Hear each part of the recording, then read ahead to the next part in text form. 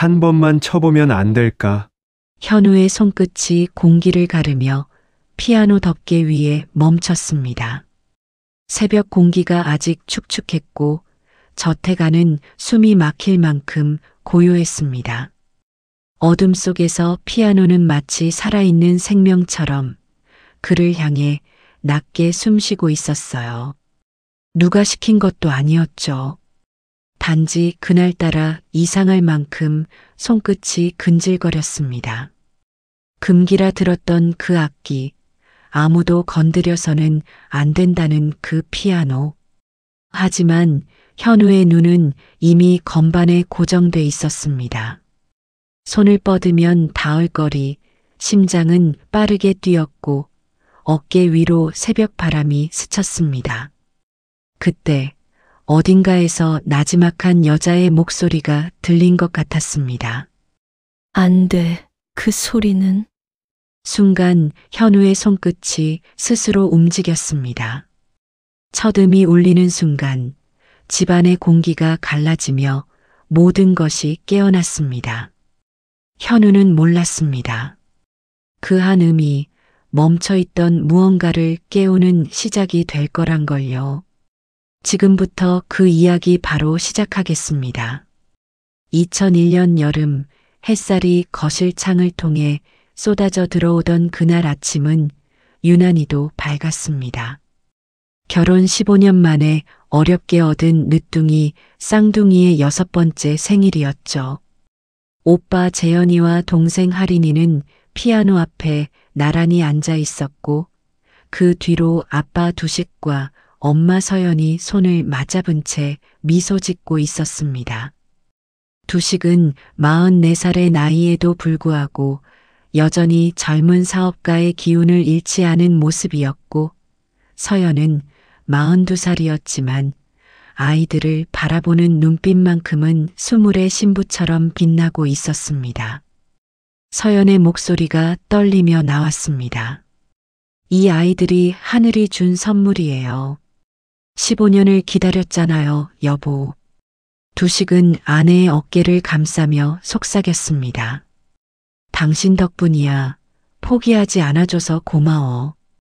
재현이가 서툰 손놀림으로 피아노 건반을 두드리기 시작했습니다. 생일 축하 노래의 첫 음이 어설프게 울려 퍼졌고 하린이가 깔깔대며 웃었습니다. 오빠 틀렸어. 이렇게 치는 거야. 하린이가 오빠의 손을 잡고 다시 건반을 눌렀습니다. 그 웃음소리가 거실 가득 퍼져나갔고 창밖의 나뭇잎들까지도 함께 흔들리는 듯 했습니다. 오후가 되자 네 식구는 가정부 말자와 함께 놀이공원으로 향했습니다. 차 안에서 재현이가 말했습니다. 아빠, 회전목마 타고 싶어요. 하린이가 바로 끼어들었습니다. 나는 풍선 사줘요. 분홍색으로요. 놀이공원에 도착하자 인파가 몰리기 시작했습니다. 두식은 재현이의 오른손을, 서연은 하린이의 왼손을 각각 꽉 잡고 있었습니다. 말자는 그 뒤를 따라 걸으며 아이들의 가방과 짐을 들고 있었습니다. 갑자기 나타난 캐릭터 퍼레이드에 사람들이 몰려들었고 아이들의 눈높이에서는 어른들의 허리와 다리만 보였습니다. 소음은 점점 커져갔습니다. 사모님, 저 잠깐 화장실 좀 다녀올게요. 말자가 조심스럽게 말했습니다. 서연이 고개를 끄덕였습니다. 네, 다녀오세요. 우리는 여기 벤치에서 기다릴게요. 말자가 화장실 쪽으로 걸어가는데 재현이가 슬그머니 따라왔습니다. 말자는 화장실 입구 앞에서 재현이를 발견하고 무릎을 꿇고 앉아 말했습니다. 재현아, 여기서 잠깐만 기다리고 있어. 아줌마 금방 나올게. 네, 아줌마. 재현이가 고개를 끄덕였습니다. 말자는 재현이의 머리를 쓰다듬고는 화장실 안으로 들어갔습니다. 3분도 채 되지 않았습니다. 말자가 밖으로 나왔을 때 재현이는 없었습니다. 주변을 둘러봤지만 인파 속 어디에도 6살 난 아이의 모습은 보이지 않았습니다. 말자의 얼굴이 새하얗게 질렸습니다. 심장이 미친 듯이 뛰었습니다. 그녀는 미친 듯이 주변을 뛰어다니며 재현이를 찾았습니다. 하지만 아이는 없었습니다. 그때 저 멀리서 두식의 목소리가 들렸습니다. 재현아, 재현아. 말자는 그쪽으로 뛰어갔습니다. 두식과 서연이 재현이를 찾고 있었습니다. 서연이 말자를 보자 급히 물었습니다. 말자 씨, 재현이 못 봤어요? 아까 여기 있었는데 갑자기 안 보여요. 저도 못 봤습니다. 말자는 차마 진실을 말할 수 없었습니다. 자신이 화장실 갈 때 재현이가 따라왔다는 것을, 자신이 아이를 혼자 두고 왔다는 것을 말할 수가 없었습니다. 세 사람은 미친 듯이 놀이공원을 뒤졌지만 재현이는 어디에도 없었습니다. 그날 밤 집으로 돌아온 세 사람과 말자는 말이 없었습니다. 거실의 피아노는 여전히 그 자리에 있었고 오전에 재현이가 앉았던 의자는 조금 비스듬히 놓여 있었습니다. 서연이 천천히 다가가 피아노 덮개를 내렸습니다. 탁 하는 무거운 소리가 울렸고 그 소리와 함께 이 집안의 시간도 멈춰버렸습니다. 두식은 창가에 서서 밤하늘을 바라봤고 할인이는 오빠의 빈자리를 응시했습니다. 말자는 주방 구석에 웅크리고 앉아 소리 없이 울고 있었습니다. 그날 이후 이 집엔 소리가 멈췄습니다. 24년이 흐른 지금 박서연은 66살이 되었습니다. 머리카락 사이로 은발이 섞여들었고 손등에는 세월의 흔적이 새겨져 있었지만 그녀가 매일 아침 하는 일은 변함이 없었습니다. 피아노를 닦는 일이었죠. 부드러운 천을 손에 쥐고 건반 위에 먼지를 조심스럽게 닦아내는 그 시간은 그녀에게 일종의 의식과도 같았습니다. 천이 상아색 건반 위를 지나갈 때마다 희미한 마찰음이 들렸지만 정작 피아노에서 나는 음은 없었습니다. 오늘 아침도 서연은 피아노 앞에 무릎을 꿇고 앉아 덮개를 천천히 들어 올렸습니다. 햇살이 건반 위로 비스듬히 내려앉았고 먼지 입자들이 공기 중에 떠다니는 게 보였습니다. 그녀는 천을 접어 건반 하나하나를 닦기 시작했습니다. 도, 레, 미, 파, 솔.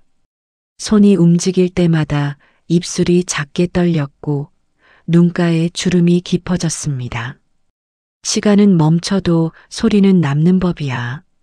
서연의 목소리가 고요한 거실에 울려 퍼졌습니다. 누구에게 하는 말인지도 분명치 않은 마치 주문처럼 반복되는 그 문장은 이 집안의 금기가 되어버렸죠. 2층에서 내려오던 할인이 계단 중간에 멈춰 섰습니다. 30살이 된 그녀는 엄마의 뒷모습을 바라보며 가슴 한편이 저려오는 걸 느꼈습니다. 엄마, 아침 드세요. 할인이 조심스럽게 말을 건넸지만 서연은 대답 대신 천을 다시 접었습니다. 건반 닦기가 끝나자 그녀는 피아노 덮개를 천천히 내렸습니다. 소리가 나지 않도록 최대한 조심스럽게 마치 잠든 아이를 깨우지 않으려는 엄마처럼 말이죠. 엄마는 이따 먹을게. 너 회사 늦겠다. 서연이 돌아서며 미소를 지으려 했지만 그 미소는 입가에 닿기도 전에 사라져버렸습니다. 할인은 더 이상 아무 말도 하지 않았습니다. 이 집에서는 피아노에 관한 이야기를 꺼내서는 안 된다는 걸, 그 건반을 누르는 순간 무언가 돌이킬 수 없는 일이 벌어질 것 같다는 불안감을 그녀도 너무나 잘 알고 있었으니까요. 점심때쯤 서연은 다시 피아노 앞으로 돌아왔습니다. 이번에는 닦는 게 아니라 그냥 앉아 있는 것이었습니다. 손가락을 건반 위로 가져갔지만 누르지는 않았습니다. 손끝과 건반 사이에는 불과 1mm도 안 되는 간격이 있었고 그 미세한 거리가 24년이라는 시간만큼이나 멀게 느껴졌습니다. 재현아, 이름을 부르는 순간 서연의 목소리가 부서져 내렸습니다. 눈물이 건반 위로 떨어질 듯 했지만 그녀는 재빨리 눈을 감았습니다. 울면 안 됐습니다. 울기 시작하면 멈출 수 없을 것 같았으니까요. 그녀는 천천히 손을 거두고 일어섰습니다. 저녁 무렵 회장 강두식이 현관문을 열고 들어왔습니다. 68살의 그는 여전히 정장 차림이었지만 어깨가 예전만큼 펴지지 않았습니다. 거실로 들어서던 그가 피아노를 보며 잠시 걸음을 멈췄습니다. 오늘도 닦았구려. 두식의 말에 서연이 고개를 끄덕였습니다. 네, 여보. 먼지가 쌓이면 안 되잖아요. 그래요. 안 되지. 두 사람 사이에 침묵이 흘렀습니다. 말하지 않아도 알 수 있었습니다. 이 피아노는 닦아야 하지만 절대 연주해서는 안 되는 악기라는 것을.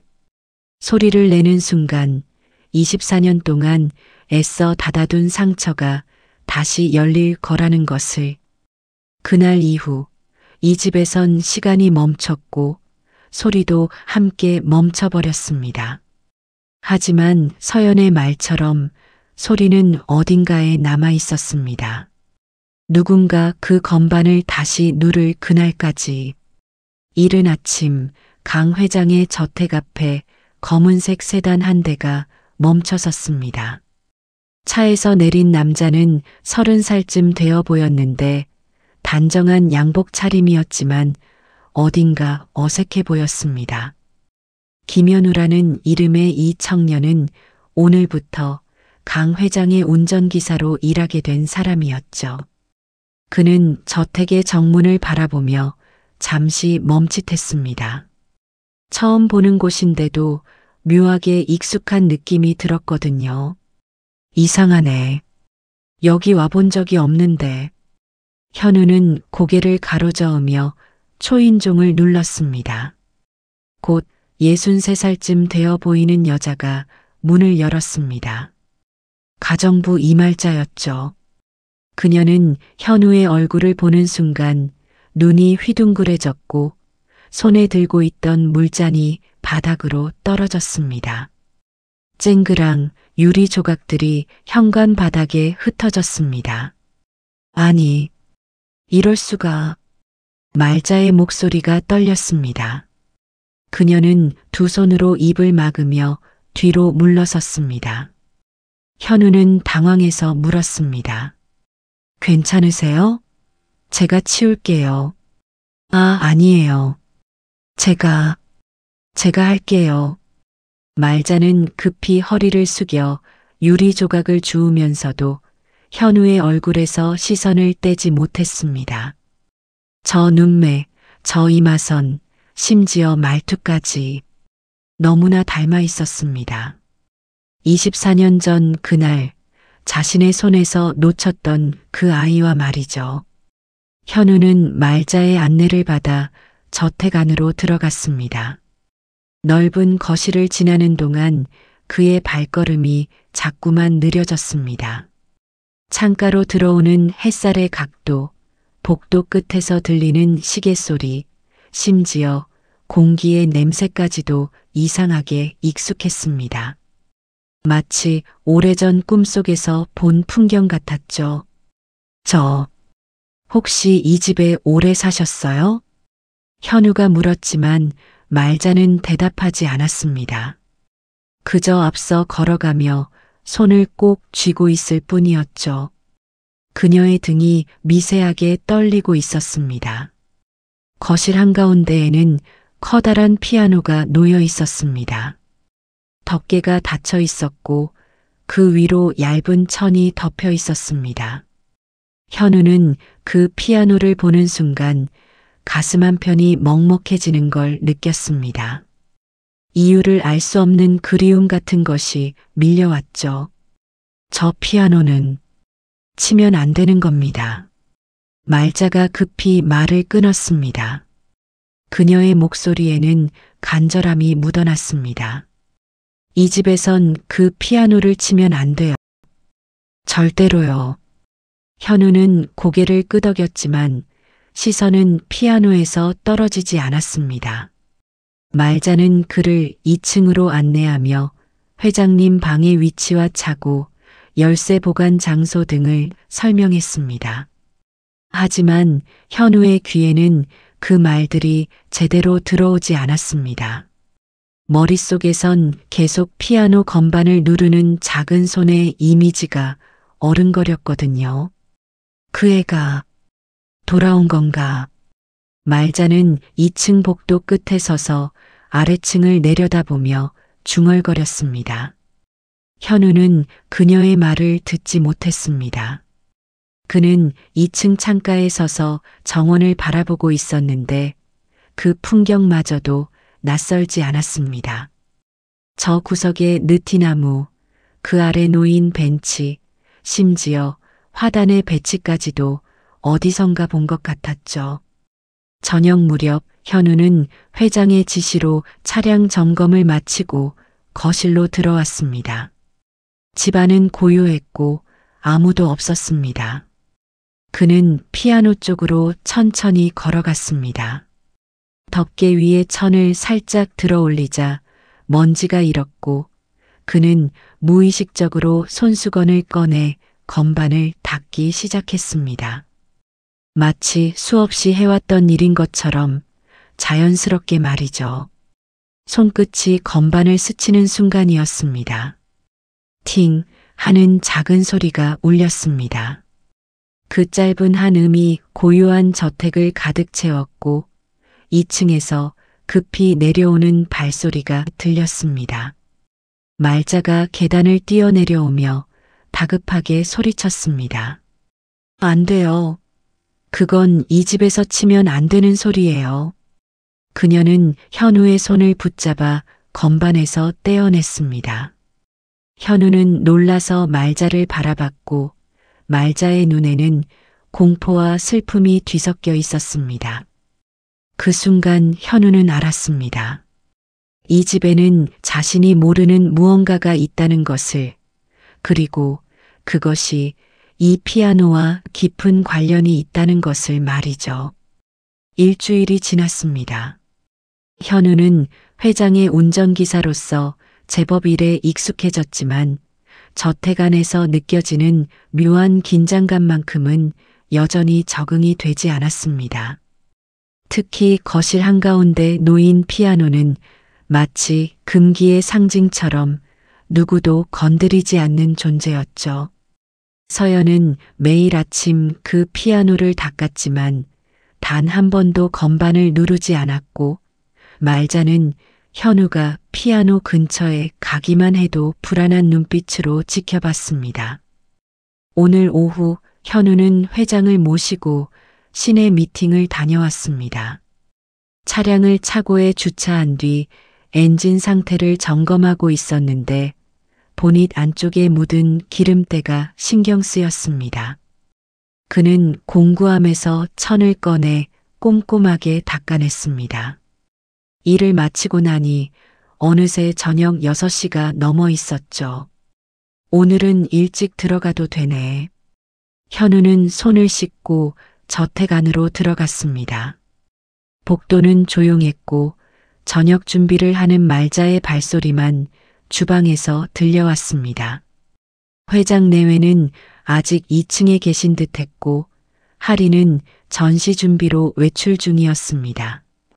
현우는 거실을 가로질러 직원 휴게실로 가려다가 문득 피아노 위에 쌓인 먼지가 눈에 들어왔습니다.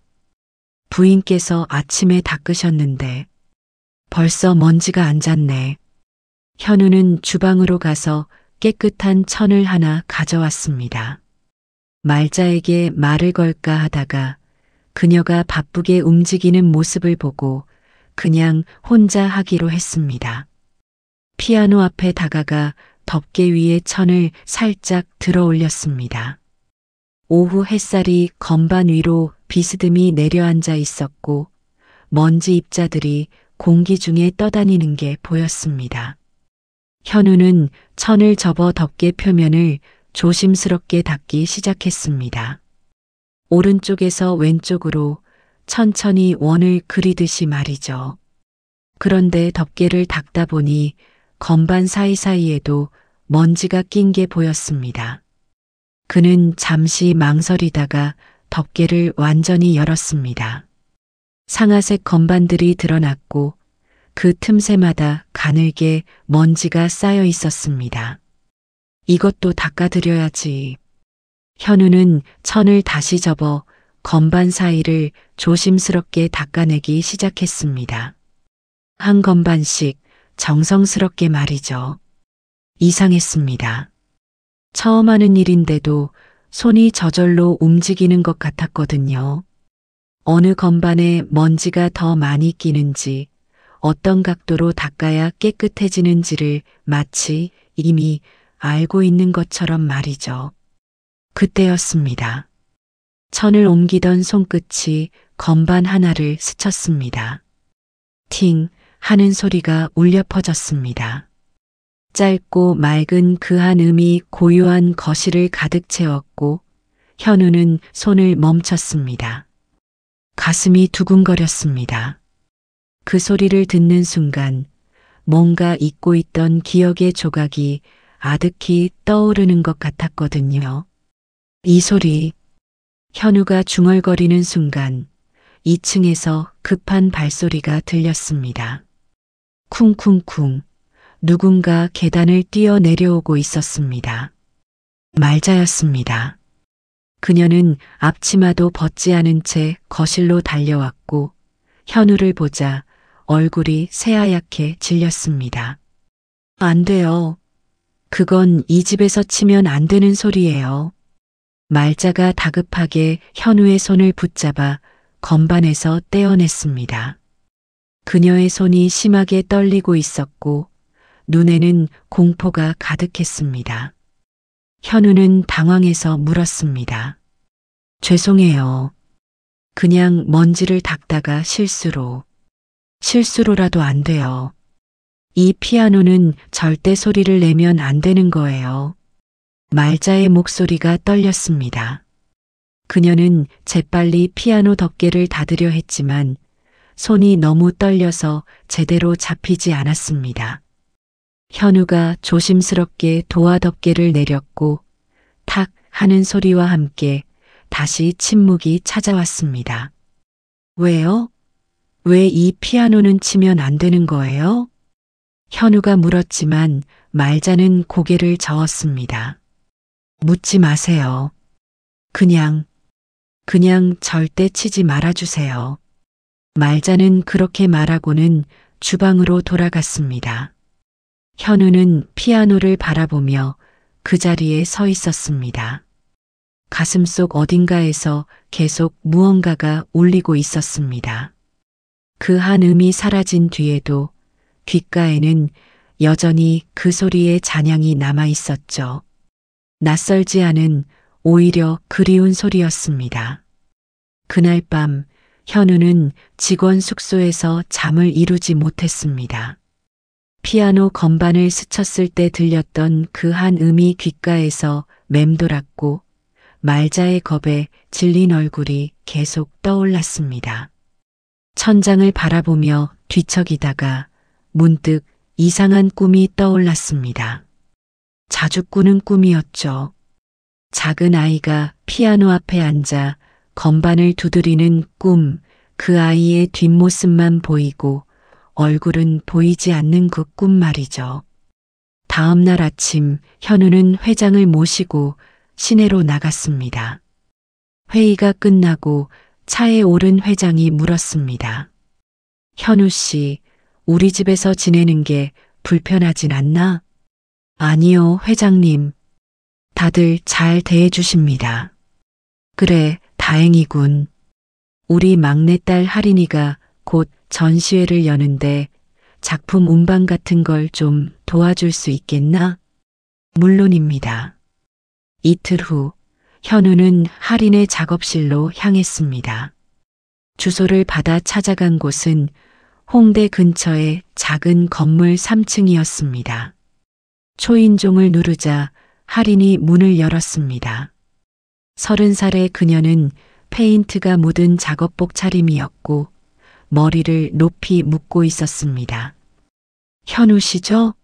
아버지한테 얘기 들었어요. 들어오세요. 작업실은 생각보다 넓었습니다. 벽면 가득 캔버스들이 세워져 있었고 공기 중에는 유화 물감 냄새가 진하게 배어 있었습니다. 현우는 그림들을 둘러보다가 한 작품 앞에서 멈춰 섰습니다. 피아노 옆에 서 있는 소년의 뒷모습이 그려진 그림이었죠. 이 그림. 아, 그거요? 제가 자주 그리는 소재예요. 할인이 다가오며 말했습니다. 현우는 그림을 물끄러미 바라보다가 조심스럽게 물었습니다. 이 아이가 누구예요? 할인의 표정이 잠시 어두워졌습니다. 그녀는 그림을 쓸쓸하게 바라보며 입을 열었습니다. 제 오빠예요. 24년 전에 잃어버렸어요. 잃어버렸다니요? 6살 때 놀이공원에서 헤어졌어요. 그 뒤로 한 번도 못 봤죠. 할인의 목소리가 떨렸습니다. 현우는 가슴 한편이 먹먹해지는 걸 느꼈습니다. 할인이 계속 말을 이었습니다. 이상한 건 전 오빠 얼굴을 제대로 기억하지 못해요. 사진도 몇 장 없고요. 그런데 자꾸 꿈에 나타나요. 피아노 치는 오빠 뒷모습이요. 현우의 심장이 세게 뛰기 시작했습니다. 그가 조심스럽게 물었습니다. 그 꿈에서 오빠가 어떤 곡을 치던가요? 잘 모르겠어요. 멜로디는 기억나는데 곡 제목은 몰라요. 그냥 따뜻한 느낌의 곡이었어요. 할인이 창밖을 바라보며 말했습니다. 현우는 입술을 깨물었습니다. 자신도 똑같은 꿈을 꾼다는 말을 해야 할까, 말아야 할까 망설여졌습니다. 저도요. 현우의 입에서 말이 흘러나왔습니다. 할인이 놀라서 그를 바라봤습니다. 네, 저도 그런 꿈을 꿔요. 피아노 치는 아이의 뒷모습이요. 자주 꾸는 꿈인데 그 아이가 누군지는 모르겠어요. 할인의 눈이 커졌습니다. 두 사람은 한동안 서로를 바라봤습니다. 침묵이 흘렀고 창밖에서 자동차 지나가는 소리만 들렸습니다. 할인이 떨리는 목소리로 물었습니다. 우리 같은 꿈을 꾸는 걸까요? 현우는 대답하지 못했습니다. 그저 할인의 그림을 바라볼 뿐이었습니다. 그 소년의 뒷모습이 자신의 꿈속에 나오는 아이와 너무나 닮아 있었습니다. 어깨선, 머리 모양, 심지어 피아노 앞에 앉은 자세까지도 똑같았죠. 이상해요. 처음 뵙는데 왠지 낯설지가 않아요. 할인이 중얼거렸습니다. 현우도 같은 생각이었습니다. 이 집에 온 순간부터 느껴진 그 기묘한 익숙함, 피아노 건반을 스칠 때 느낀 그 그리움, 그리고 지금 할인과 나누는 이 대화까지도 모든 게 우연이라고 하기엔 너무 많은 것들이 겹쳐지고 있었습니다. 그날 이후 할인은 현우에게 자주 연락을 했습니다. 처음엔 전시 준비 때문이라는 핑계였지만 점점 그 이유가 달라지고 있었습니다. 두 사람은 만날 때마다 이상한 기시감을 느꼈고 서로에게 끌리는 자신을 발견했습니다. 설명할 수 없는 친밀함이 두 사람 사이에 흐르고 있었죠. 어느 주말 오후 하리는 현우를 작업실로 불렀습니다. 전시회가 한 달 앞으로 다가왔고 작품 배치를 논의해야 한다는 이유였습니다.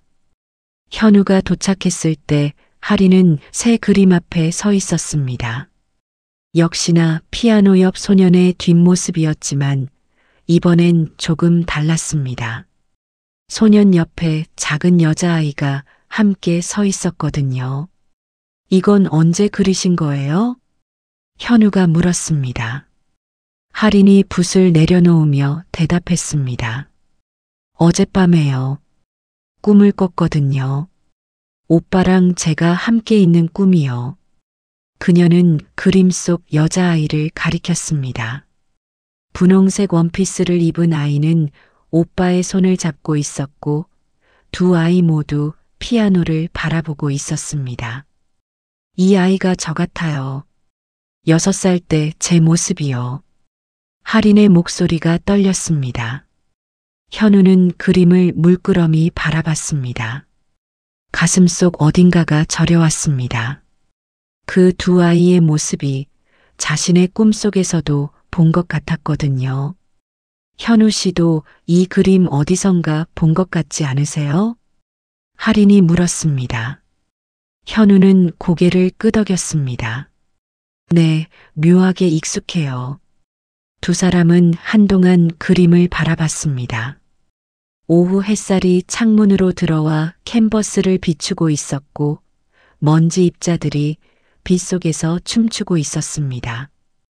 하린이 조심스럽게 입을 열었습니다.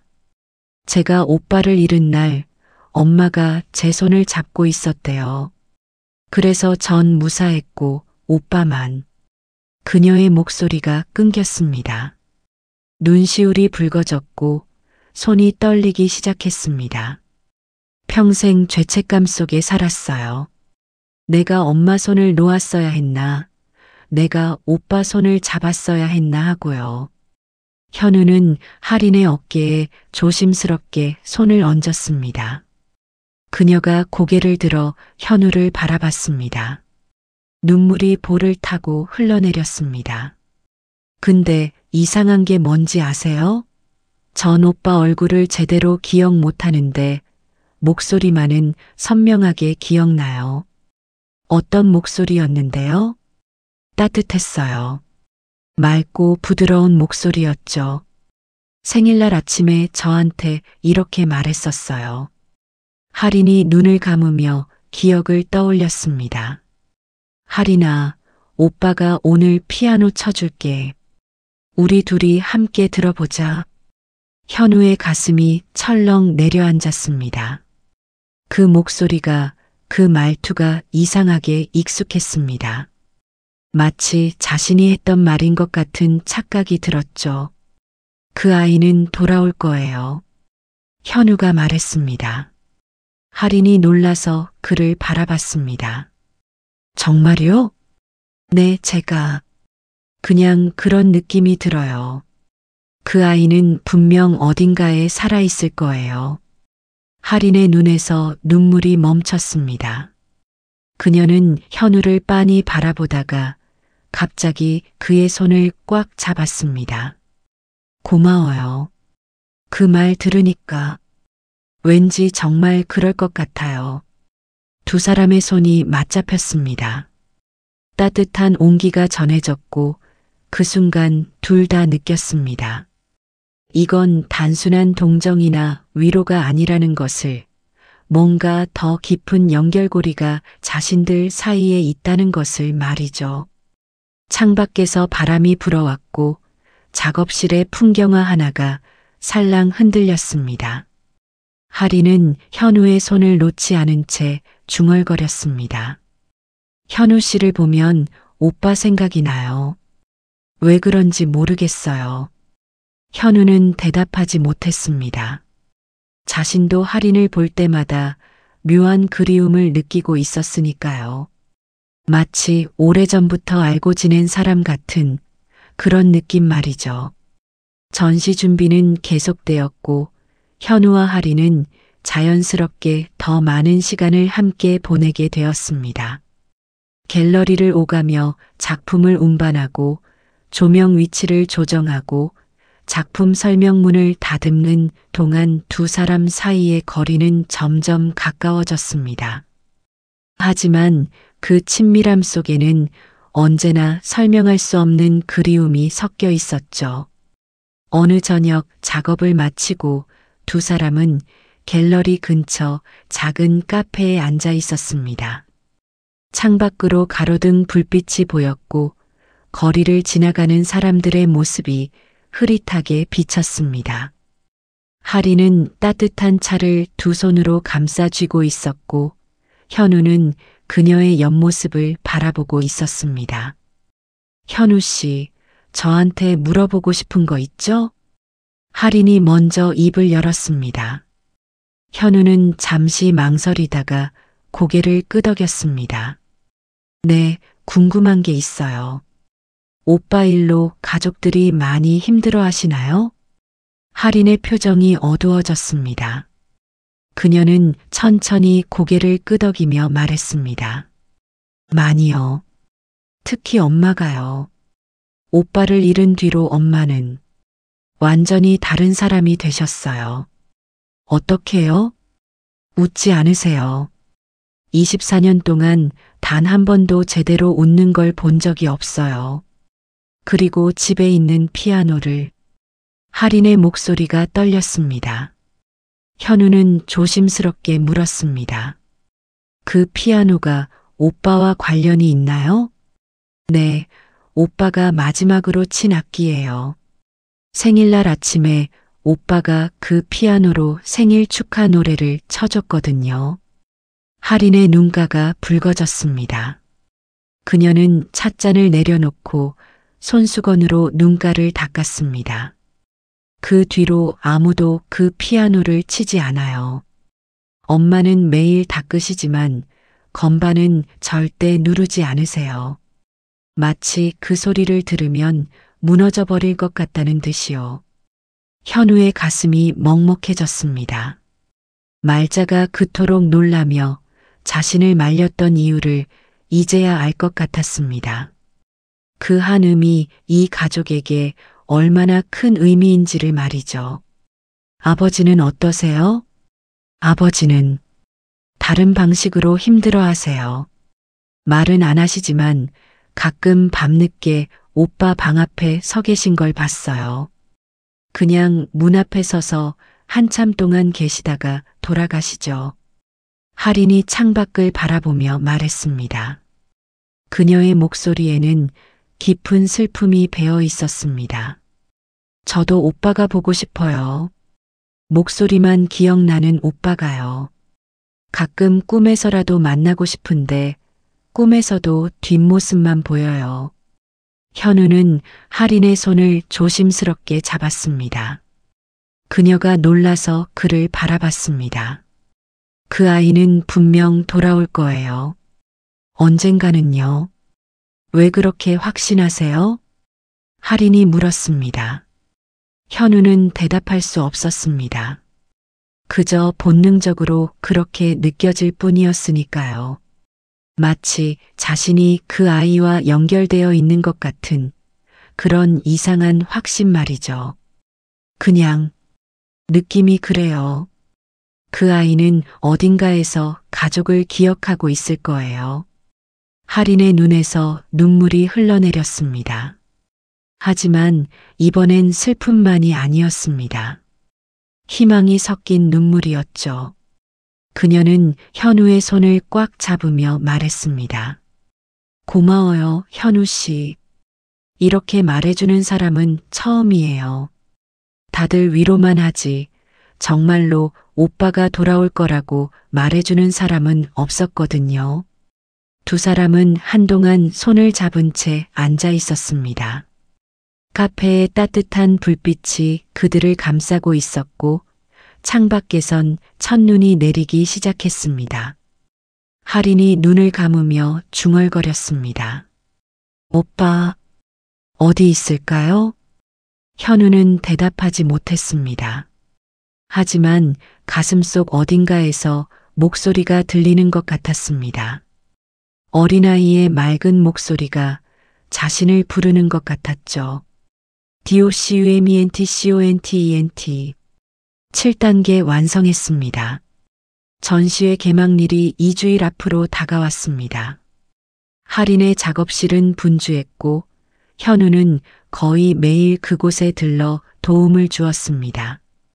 작품을 포장하고 운반 일정을 짜고 갤러리 측과 통화하는 동안 두 사람은 자연스럽게 호흡을 맞춰갔습니다. 처음 만났을 때의 어색함은 온데간데 없었고 마치 오래전부터 함께 일해온 것처럼 편안했죠.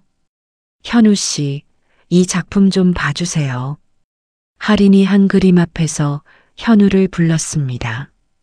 캔버스에는 봄날의 정원이 그려져 있었고 그 한가운데 피아노가 놓여 있었습니다. 하지만 이번엔 아무도 없었습니다. 텅 빈 피아노만 덩그러니 있을 뿐이었죠. 전시회의 마지막 작품이에요. 제목은 기다림이고요. 텅 빈 피아노네요. 현우가 말했습니다. 할인이 고개를 끄덕였습니다. 네, 누군가를 기다리는 피아노예요. 언젠가 그 자리에 앉아줄 사람을요. 두 사람은 그림을 바라보며 한동안 말이 없었습니다. 오후 햇살이 창문으로 들어와 캔버스를 비추고 있었고 그림 속 피아노가 마치 살아있는 것처럼 느껴졌습니다. 현우 씨는 피아노 칠 줄 아세요? 할인이 갑자기 물었습니다. 현우는 잠시 생각하다가 고개를 저었습니다. 잘 모르겠어요. 쳐본 기억은 없는데 가끔 손가락이 저절로 움직이는 것 같을 때가 있어요. 어떻게요? 그러니까 피아노를 볼 때마다 건반을 누르고 싶어지는 거예요. 마치 몸이 기억하고 있는 것처럼요. 할인의 눈빛이 반짝였습니다. 그녀가 조심스럽게 제안했습니다. 그럼 한번 쳐보세요. 우리 집 피아노 말고 다른 데서요. 어디서요? 갤러리에 피아노가 하나 있어요. 전시용으로 빌린 건데 시간 나면 같이 가볼래요? 현우는 망설였습니다. 설명할 수 없는 두려움이 밀려왔습니다. 피아노를 치는 순간 뭔가 돌이킬 수 없는 일이 벌어질 것 같은 불안감 말이죠. 괜찮아요, 현우 씨. 저도 같이 있을게요. 할인이 현우의 손을 잡았습니다. 그 따뜻한 손길이 불안을 누그러뜨렸습니다. 현우는 천천히 고개를 끄덕였습니다. 다음 날 저녁 두 사람은 갤러리로 향했습니다. 전시 공간 한쪽에는 검은색 그랜드 피아노가 놓여 있었고 그 위로 조명이 은은하게 비추고 있었습니다. 할인이 피아노 덮개를 열었습니다. 흰색과 검은색 건반이 드러났고 현우는 그것을 보는 순간 심장이 빨리 뛰기 시작했습니다. 앉아보세요. 할인이 의자를 권했습니다. 현우는 천천히 앉았습니다.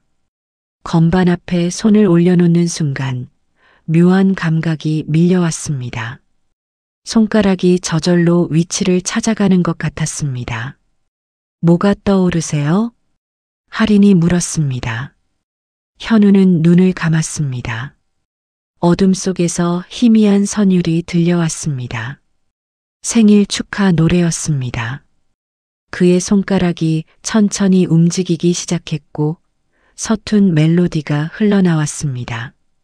이 곡, 할인의 목소리가 떨렸습니다. 현우가 눈을 떴습니다. 이상해요. 배운 적이 없는데 손가락이 저절로. 오빠가 쳤던 곡이에요. 생일날 아침에요. 할인의 눈에서 눈물이 흘러내렸습니다. 현우는 건반에서 손을 떼었습니다. 두 사람은 서로를 바라봤습니다. 갤러리는 고요했고 피아노의 잔향만이 공기 중에 맴돌고 있었습니다. 현우 씨, 혹시? 할인이 뭔가 말하려다가 멈췄습니다. 너무 터무니없는 생각이라고 느껴졌기 때문이죠. 하지만 현우도 같은 생각을 하고 있었습니다. 자신과 이 가족 사이에, 특히 할인 사이에 뭔가 더 깊은 연결고리가 있을지도 모른다는 생각 말이죠. 그날 밤 저택으로 돌아온 현우는 거실의 피아노 앞에 섰습니다. 집안은 조용했고 모두 잠든 시간이었습니다. 그는 덮개 위에 손을 올렸지만 열지는 않았습니다. 이말자의 목소리가 귓가에 맴돌았습니다. 그건 이 집에서 치면 안 되는 소리예요. 현우는 천천히 손을 거두고 자신의 방으로 향했습니다. 하지만 그의 마음속에서는 계속해서 그 선율이 울리고 있었습니다. 전시회가 성공적으로 개막한 지 사흘째 되는 날이었습니다. 할인의 작품들은 관람객들에게 좋은 반응을 얻었고 특히 피아노를 소재로 한 연작들이 많은 관심을 받았습니다. 현우는 개막식에도 참석했고 할인의 가족들과 함께 조촐한 축하 자리를 가졌습니다. 서연은 딸의 작품 앞에서 한참을 서 있었고 두식은 조용히 그녀의 어깨를 감싸주었습니다. 돌아오는 차 안에서 할인이 말했습니다. 현우 씨 덕분에 전시가 잘 됐어요. 정말 고마워요. 아니에요. 제가 한 게 없는데요. 현우가 미소 지으며 대답했습니다. 백미러 너머로 보이는 할인의 얼굴에는 평온한 미소가 떠올라 있었습니다. 그날 밤 저택으로 돌아온 현우는 피곤에 지쳐 일찍 잠자리에 들었습니다. 하지만 한밤중에 천둥 소리에 잠을 깼습니다. 창밖을 보니 폭우가 쏟아지고 있었고 번개가 하늘을 가르고 있었습니다. 시계를 보니 새벽 2시였습니다. 갑자기 집안의 불이 모두 꺼졌습니다. 정전이었습니다. 현우는 침대에서 일어나 복도로 나왔습니다. 어둠 속에서 손전등을 찾아 켰고 혹시 도움이 필요한 사람이 있을까 싶어 거실로 내려갔습니다. 거실은 칠흑처럼 어두웠습니다. 창밖에 번개가 칠 때마다 가구들의 윤곽이 잠깐씩 드러났다가 사라졌습니다. 손전등을 비추며 천천히 걸어가다가 피아노 앞에 섰습니다. 덮개 위로 빗물이 튀긴 흔적이 보였습니다. 창문이 조금 열려 있었던 모양이었습니다. 현우는 수건을 가지러 가려다가 멈췄습니다. 설명할 수 없는 충동이 밀려왔습니다. 피아노를 쳐야 한다는, 지금 당장 그 건반을 눌러야 한다는 강렬한 욕구가 온몸을 휘감았습니다. 손이 저절로 덮개 쪽으로 향했습니다. 마치 몸이 기억하고 있는 것처럼 자연스럽게 덮개를 열었습니다. 번개가 치는 순간 건반들이 하얗게 빛났습니다. 의자에 앉았습니다. 손가락을 건반 위에 올려놓는 순간 심장이 미친 듯이 뛰기 시작했습니다. 숨이 가빠졌고 눈물이 핑 돌았습니다. 왜 이러는지 알 수 없었습니다. 그저 이 피아노가, 이 자리가 너무나 그리웠습니다. 첫 음을 눌렀습니다. 맑은 소리가 어둠을 가르며 울려 퍼졌습니다. 두 번째 음, 세 번째 음이 이어졌고 어느새 선율이 흘러나오고 있었습니다. 그것은 생일 축하 노래였습니다. 하지만 갤러리에서 쳤던 것과는 달랐습니다. 훨씬 더 자연스럽고 훨씬 더 유창했습니다. 마치 수천 번 연습한 곡처럼 손가락이 저절로 움직였습니다.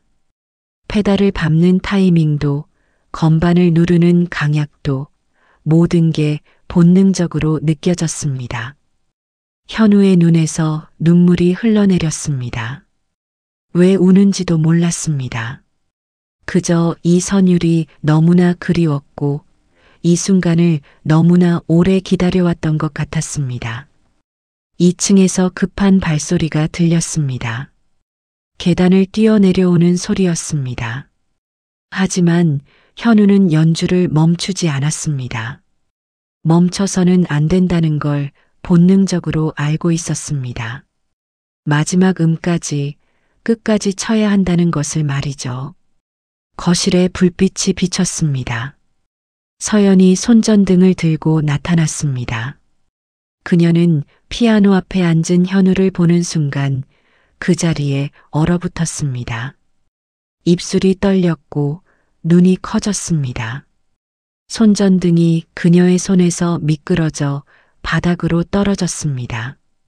쿵 하는 소리가 났지만 서연은 그것조차 듣지 못했습니다. 그녀는 그저 피아노 앞에 앉은 현우의 뒷모습을 바라보고 있었습니다. 그 자세, 그 어깨선, 건반을 두드리는 손의 움직임까지도 너무나 익숙했습니다. 현우가 마지막 음을 쳤습니다. 그 소리가 천천히 사라지고 침묵이 찾아왔습니다. 빗소리만이 창문을 두드리고 있었습니다.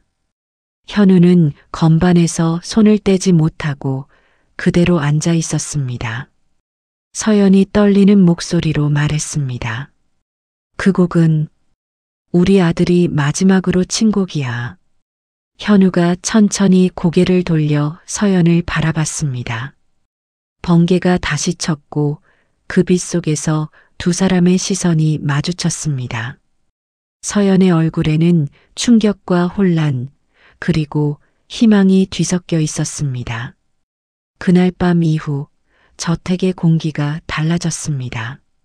아무도 그날 밤 일을 입 밖에 꺼내지 않았지만 모두의 시선이 현우를 향하고 있었습니다.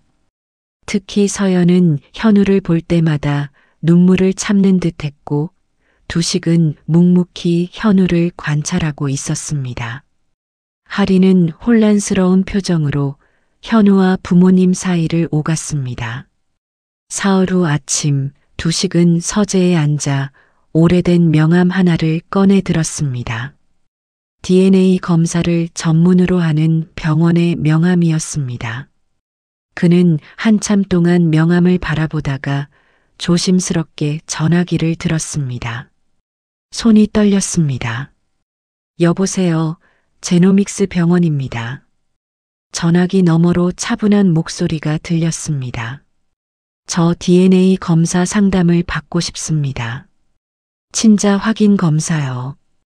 비밀리에 진행하고 싶은데 본인 동의 없이 가능한가요? 네, 가능합니다. 검체만 확보하시면 일주일 내로 결과가 나옵니다.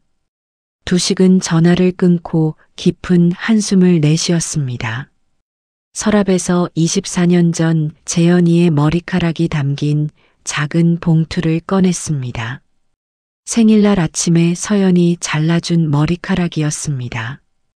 같은 날 오후 할인도 자신의 작업실에서 같은 병원에 전화를 걸고 있었습니다.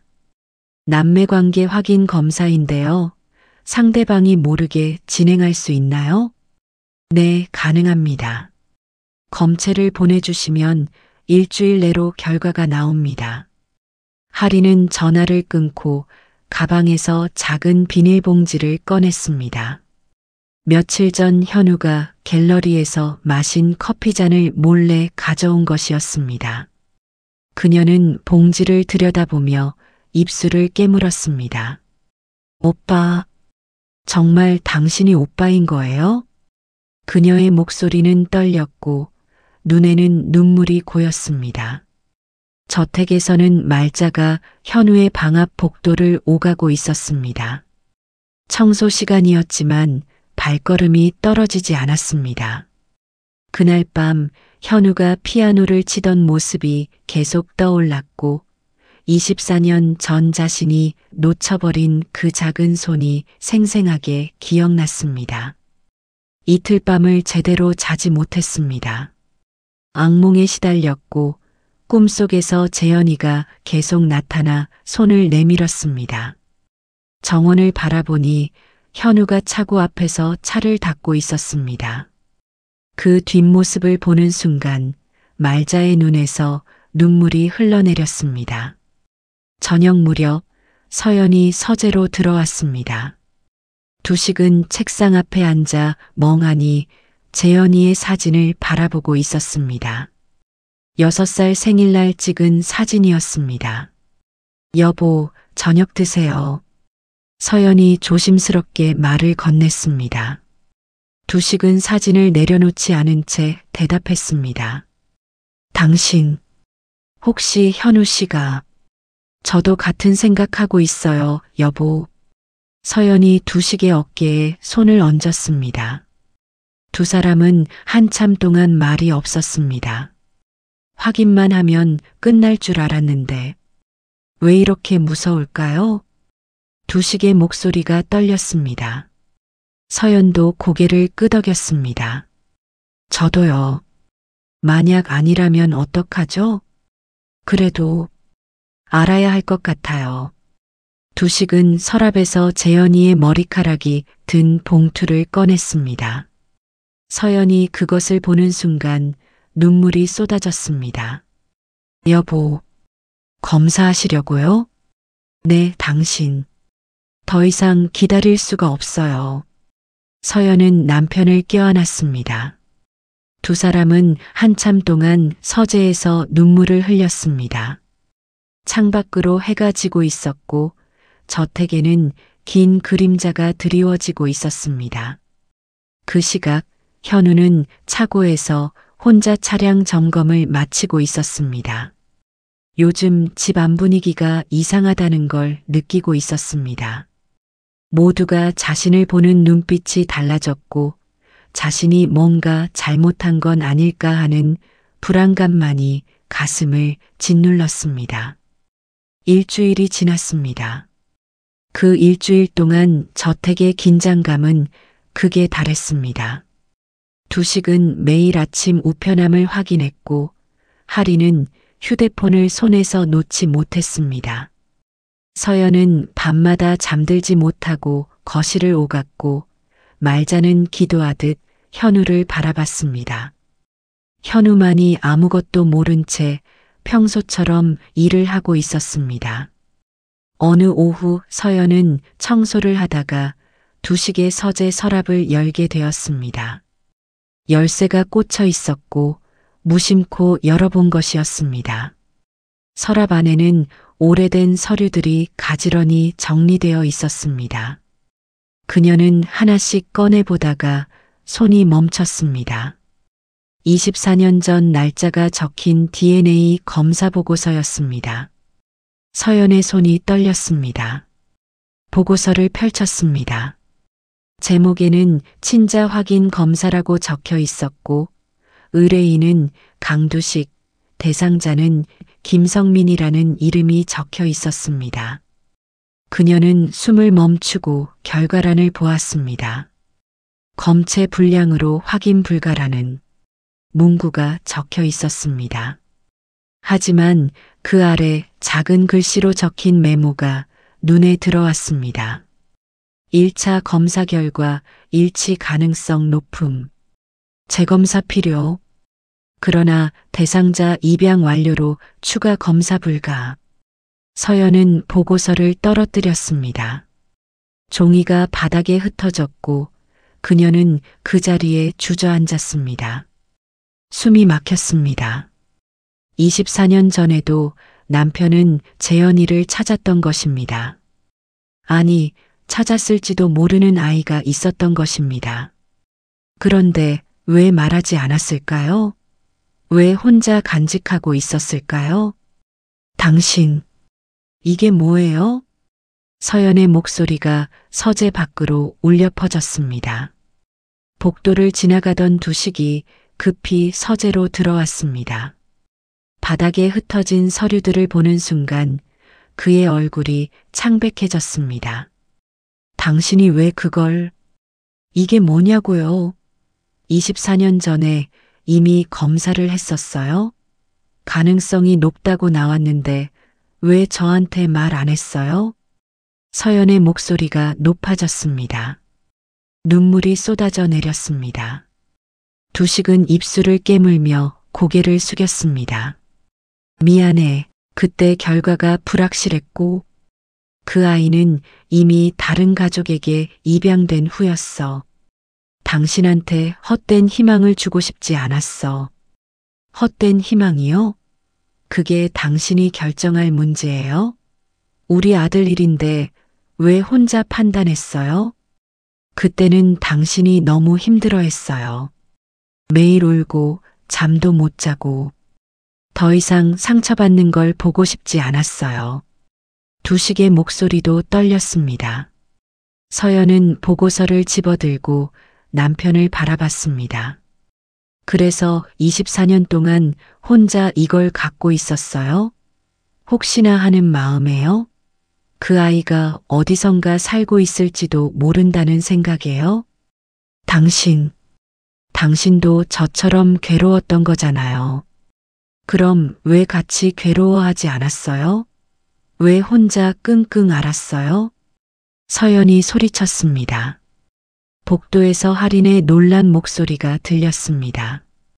엄마, 아빠, 무슨 일이에요? 할인이 서재로 뛰어들어왔습니다. 바닥에 흩어진 서류들과 우는 부모님을 보고 당황했습니다. 이게 뭐예요?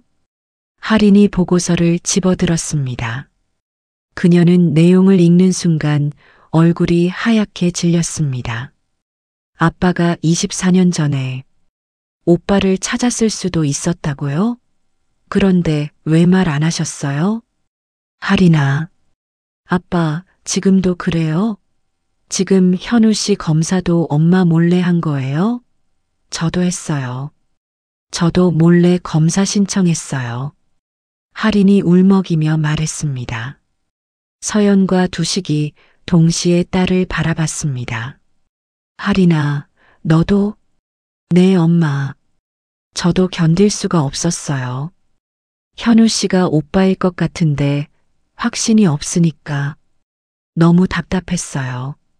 세 사람은 서재에 서서 서로를 바라봤습니다. 24년 동안 쌓인 비밀과 오해, 그리고 각자의 아픔이 한꺼번에 터져나온 순간이었습니다. 복도에서는 말자가 벽에 기대서서 이 모든 것을 듣고 있었습니다.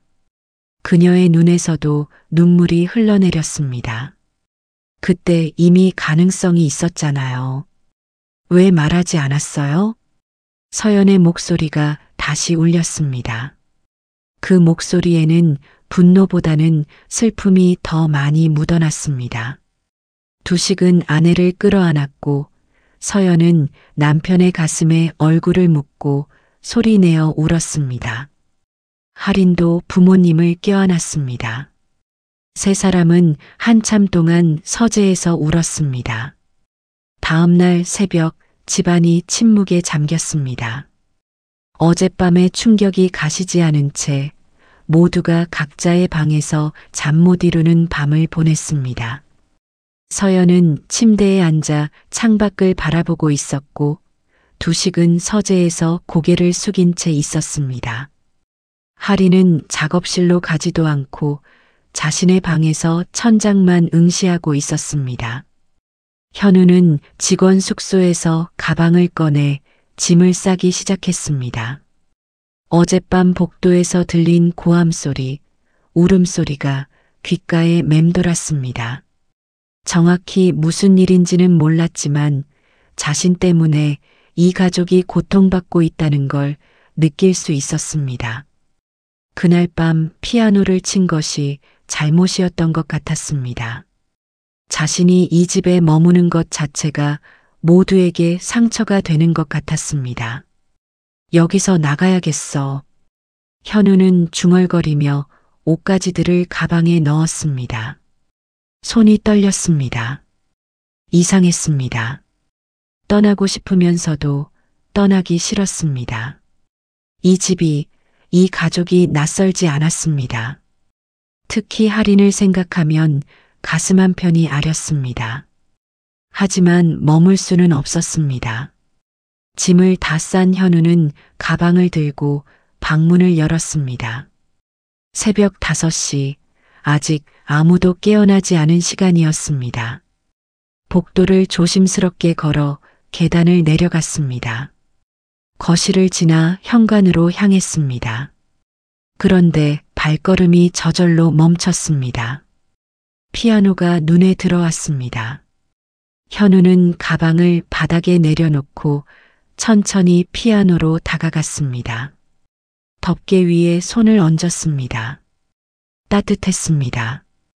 이 피아노가, 이 집이, 이 모든 것이 자신과 연결되어 있는 것 같았습니다. 손끝이 덮개를 스쳤습니다. 그 순간 한 음이 울렸습니다. 팅 하는 작은 소리였지만 고요한 새벽 공기를 가득 채웠습니다. 이 집엔 나 있을 자리가 없는 줄 알았어요. 현우가 중얼거렸습니다. 눈에서 눈물이 흘러내렸습니다. 그런데 이 소리만은 낯설지 않네요. 2층에서 발소리가 들렸습니다. 말자였습니다. 그녀는 계단을 내려오다가 현우를 보고 멈췄습니다. 현관에 놓인 가방이 보였습니다. 현우 씨, 어디 가시려고요? 말자의 목소리가 떨렸습니다. 현우는 고개를 돌려 그녀를 바라봤습니다. 죄송해요.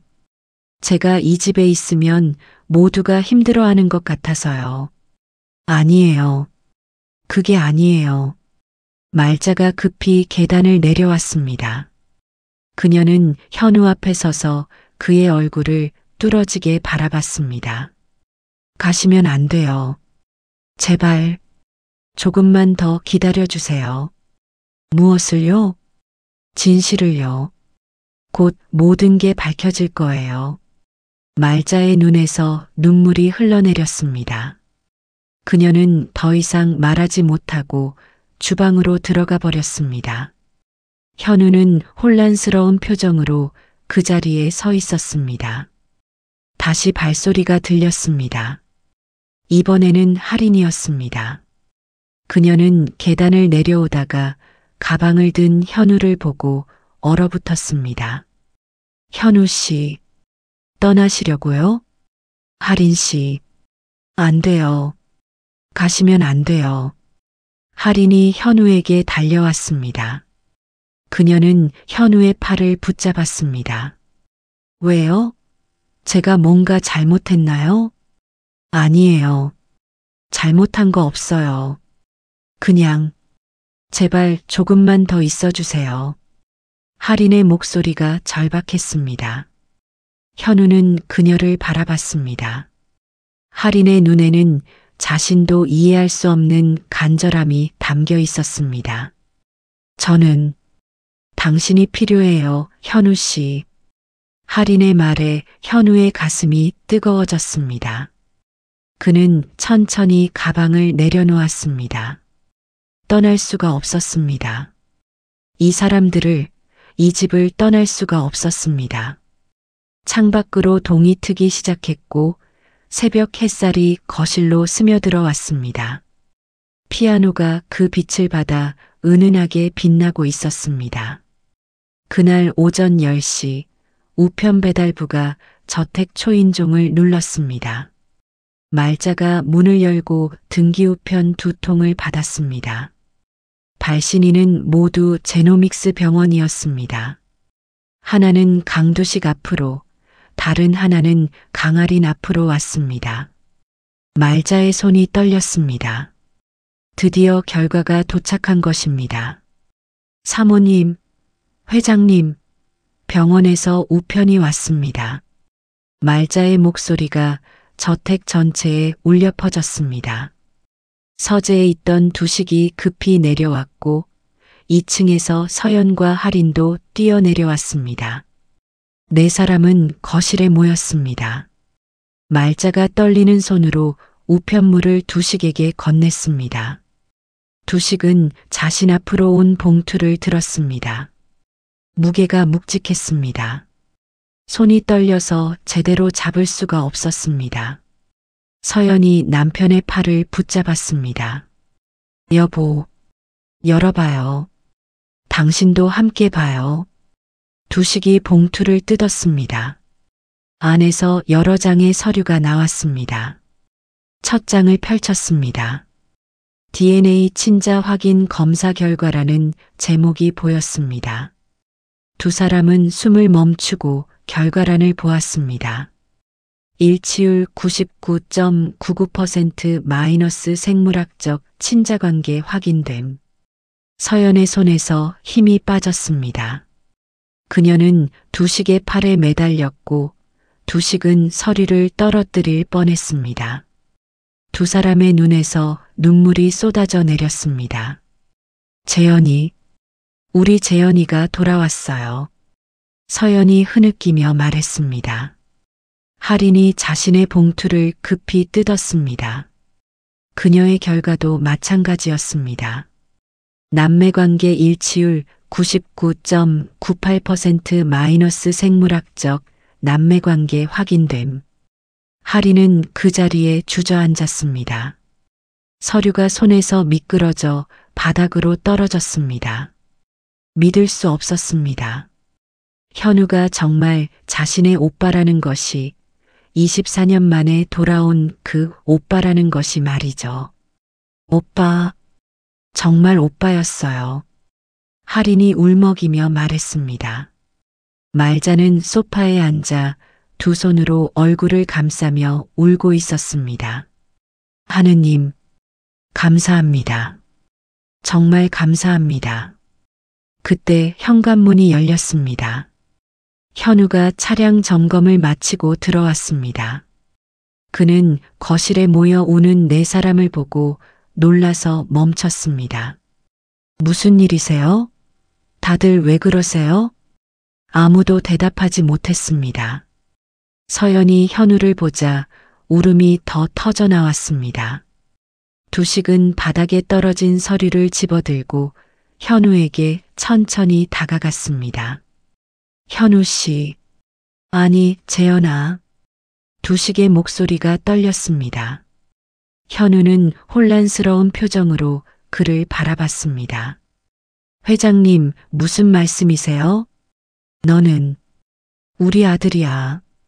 24년 전에 잃어버렸던 우리 아들 재연이야. 두식이 서류를 현우에게 내밀었습니다. 현우는 서류를 받아들고 내용을 읽었습니다. DNA 검사 결과 99.99% 일치, 친자관계 확인. 글자들이 눈앞에서 흔들렸습니다. 그는 고개를 들어 네 사람을 바라봤습니다. 이게 무슨... 말자가 무릎을 꿇고 현우 앞으로 다가왔습니다. 그녀는 고개를 숙이며 울먹였습니다. 도련님, 죄송합니다. 그날 제가 할인 아가씨 손을 잡느라 도련님 손을 놓쳤어요. 제가 도련님을 잃어버렸어요. 말자의 목소리는 참회로 가득했습니다. 24년 동안 가슴에 품고 살아온 죄책감이 한꺼번에 쏟아져 나왔습니다. 그날 이후로 단 하루도 편히 잠을 잔 적이 없었어요. 매일 밤 도련님이 꿈에 나타나셨어요. 손을 내미시면서 말자가 바닥에 이마를 대고 울었습니다. 서연이 할인의 손을 잡고 현우에게 다가왔습니다. 두 사람 모두 눈물범벅이 된 얼굴이었습니다. 재연아, 우리 아들, 정말 내가 맞니? 서연이 떨리는 손을 뻗어 현우의 뺨을 어루만졌습니다. 따뜻한 온기가 전해졌습니다. 현우는 놀란 채 피아노를 바라봤습니다. 그 피아노가, 그 선율이, 모든 것이 이제 이해되기 시작했습니다. 왜 이 집이 낯설지 않았는지, 왜 피아노를 칠 수 있었는지, 왜 할인을 보면 그리웠는지 말이죠. 저는 정말 이 집 아들이었나요? 현우의 목소리가 떨렸습니다. 두식이 그를 껴안았습니다. 그래, 아들아. 넌 우리 아들이야. 24년 만에 돌아온 우리 재현이야. 5사람은 거실에서 서로를 껴안고 울었습니다. 24년 동안 멈춰있던 시간이 다시 흐르기 시작했습니다. 그날 오후 저택은 조용했지만 더 이상 무겁지 않았습니다.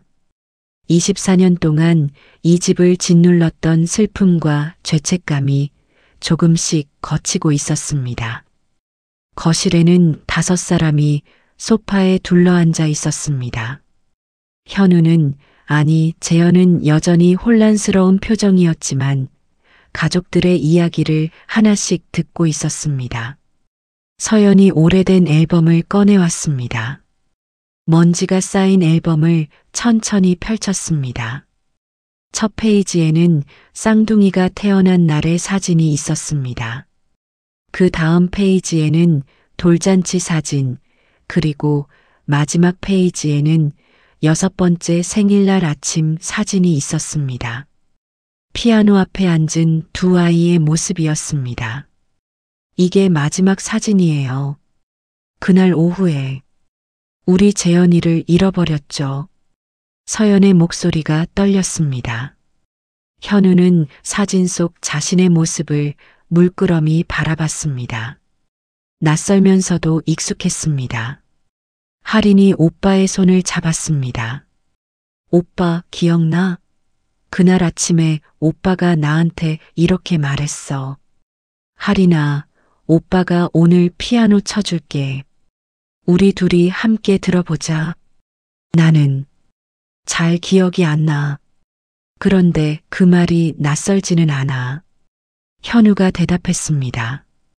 두식이 아들의 어깨에 손을 얹었습니다. 괜찮아. 천천히 기억하면 돼.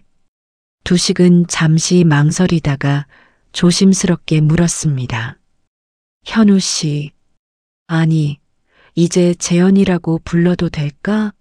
내 진짜 이름으로 말이야. 현우는 그 이름을 입속으로 되뇌어 봤습니다. 재현, 강재현. 이상하게도 그 이름이 낯설지 않았습니다. 제 이름이 재현이었군요. 서연이 아들을 끌어안으며 눈물을 흘렸습니다. 그래, 재현아. 우리 재현이 24년 만에 내 이름을 다시 부를 수 있게 됐구나. 그때 두식이 일어나 피아노로 걸어갔습니다. 24년 동안 단 한 번도 열지 않았던 그 덮개 앞에 섰습니다. 온 가족이 그를 바라봤습니다. 두식은 깊은 숨을 들이쉬고 천천히 덮개를 열었습니다. 흰색과 검은색 건반이 드러났습니다. 이제 이 집의 소리를 다시 듣자. 우리 재현이가 돌아왔으니까. 두식의 목소리는 단호했지만 따뜻했습니다. 그는 재현을 바라보며 손짓했습니다. 재현아, 와서 앉아봐.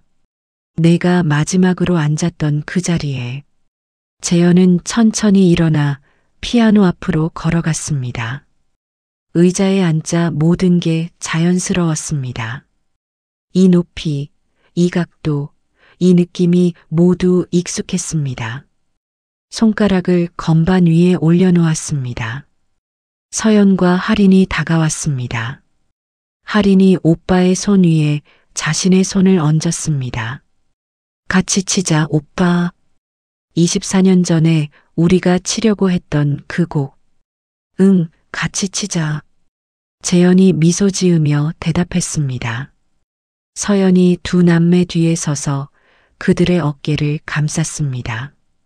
두식도 다가와 가족을 껴안았습니다. 말자는 조금 떨어진 곳에서 눈물을 닦으며 이 장면을 바라봤습니다. 재현의 손가락이 움직이기 시작했습니다. 첫 음이 울려 퍼졌습니다. 맑고 깨끗한 소리였습니다. 할인의 손가락도 함께 움직였습니다. 남매의 손이 건반 위에서 춤을 추듯 움직였고 생일 축하 노래가 거실을 가득 채웠습니다. 24년 만에 다시 울려 퍼지는 그 선율은 슬픔이 아니라 기쁨으로 가득했습니다. 서연은 아이들의 어깨를 감싼 채 눈을 감았습니다. 눈물이 흘러내렸지만 이번에는 행복한 눈물이었습니다. 두식도 가족을 껴안으며 함께 울었습니다. 곡이 끝났습니다. 마지막 음이 천천히 사라지고 침묵이 찾아왔습니다. 하지만 그것은 더 이상 고통의 침묵이 아니었습니다. 평화의 침묵이었습니다. 재현이 건반에서 손을 떼고 가족들을 돌아봤습니다. 이제야 이 집의 소리가 나네요. 재현의 말에 모두가 웃었습니다. 말자도 다가와 가족의 뒤에 섰습니다. 5사람은 한참 동안 피아노 앞에 서서 서로를 껴안고 있었습니다. 창밖으로 오후 햇살이 쏟아져 들어왔고 거실의 피아노는 그 빛을 받아 환하게 빛나고 있었습니다. 24년 동안 멈춰있던 시간이 이제야 다시 흐르기 시작했습니다. 석 달이 흐른 봄날이었습니다. 저택의 정원에는 개나리가 피어나고 있었고 목련도 하얀 꽃잎을 활짝 열어 보이고 있었습니다. 창문을 통해 들어오는 바람은 따뜻했고 새들의 지저귀미 아침 공기를 가득 채웠습니다. 거실의 피아노는 더 이상 덮개가 닫혀 있지 않았습니다. 건반이 활짝 열려 있었고 그 위로 햇살이 부드럽게 내려앉아 있었습니다. 재현은 이제 이 집의 아들로서 자연스럽게 살아가고 있었습니다. 기억은 완전히 돌아오지 않았지만 가족과 함께하는 매일이 새로운 기억을 만들어주고 있었습니다. 그는 더 이상 운전기사가 아니었습니다. 아버지의 회사에서 일을 배우며 천천히 미래를 준비하고 있었습니다. 오전 10시 거실에 가족들이 하나둘 모여들었습니다. 서연이 제일 먼저 피아노 앞에 앉았습니다.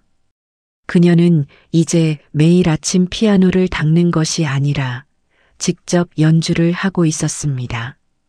서툴렀지만 그 소리는 무엇보다 아름다웠습니다. 엄마, 제가 도와드릴게요. 재현이 엄마 옆에 앉았습니다.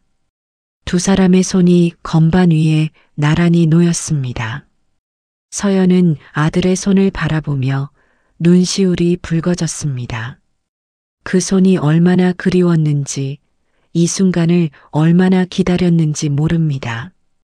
6살 때 마지막으로 잡았던 그 작은 손이 이제는 어른의 손이 되어 자신의 옆에 있었습니다. 재현아, 엄마한테 가르쳐 줄래? 네, 엄마. 천천히 같이 해봐요. 재현이 첫 음을 쳤고 서연이 그 뒤를 따라 쳤습니다. 2사람의 연주는 완벽하지 않았지만 그 어떤 연주보다 따뜻했습니다. 거실에는 피아노 소리가 가득 찼고 그 소리는 창문을 통해 정원으로 흘러나갔습니다. 할인이 계단을 내려왔습니다. 그녀는 오빠와 엄마가 함께 피아노 치는 모습을 보며 미소 지었습니다. 조용히 다가가 오빠 옆에 앉았습니다. 나도 끼워줘, 오빠. 그래, 우리 셋이서 치자. 이제 3사람의 손이 건반 위에 있었습니다. 엄마와 아들, 그리고 딸의 손이 서로 겹치고 스치며 아름다운 화음을 만들어냈습니다. 서연은 양쪽에 앉은 2자녀를 번갈아 바라보며 행복한 미소를 지었습니다. 두식이 서재에서 나와 거실로 들어왔습니다. 그는 소파에 앉아 가족의 연주를 바라봤습니다. 가슴이 벅차올랐습니다. 아들을 잃고 되찾기까지의 24년이 그에게 가르쳐 준 것이 있다면 가족과 함께하는 순간이 얼마나 소중한지였습니다. 여보, 당신도 오세요. 같이 해요. 서연이 남편을 불렀습니다. 두식은 고개를 저었습니다. 난 괜찮아. 당신들 연주 듣는 게 더 좋아. 아버지, 오세요. 우리 가족 모두 함께요.